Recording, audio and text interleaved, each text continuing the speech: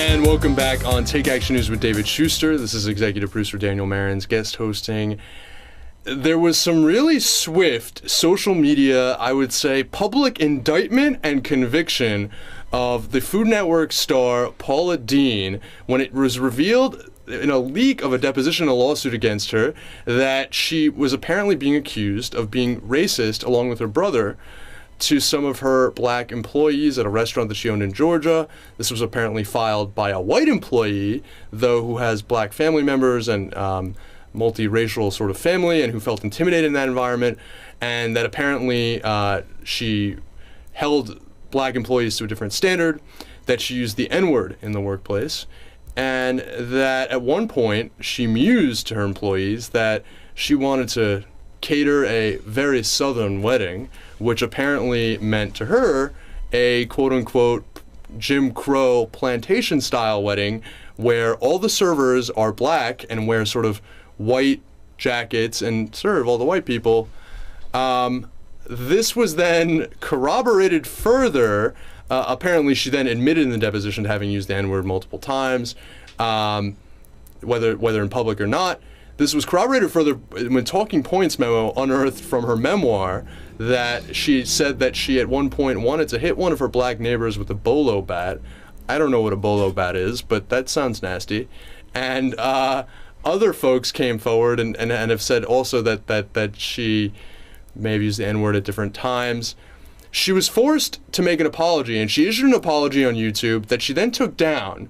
But this was before, and the Food Network eventually responded by saying that, announcing they would not renew her contract and her show. Before that was news, she made a very sort of, I think, clearly emotional apology on YouTube, but it was taken down very quickly, in which she said that she really apologizes for making this hurtful language, and really begged for forgiveness. Hear how she put it in that apology that was then pulled and withdrawn from YouTube.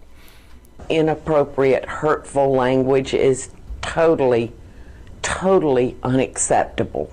I beg for your forgiveness. That was just a couple of edited little excerpts there from that much longer apology, but really I think you'd be hard pressed to say that, at least on the face of it, that she was not extremely contrite in admitting wrongdoing, in saying that it's not who she's about at the same time, and really begging forgiveness from her fans, from her staff, from everyone. Now, later she was asked to come on to speak with Matt Lauer on the Today Show on NBC. Apparently she was emotionally unprepared to do that. She was in a fragile state, and so she declined. And she withdrew that original apology and from YouTube, though Talking Points memo was able to somehow capture it and republish it after it had been taken down.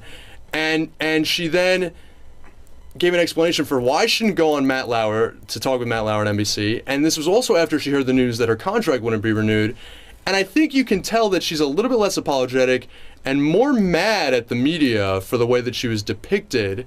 And how we can put that in context. Here's what she said about not coming to speak with Matt Lauer on NBC's Today Show.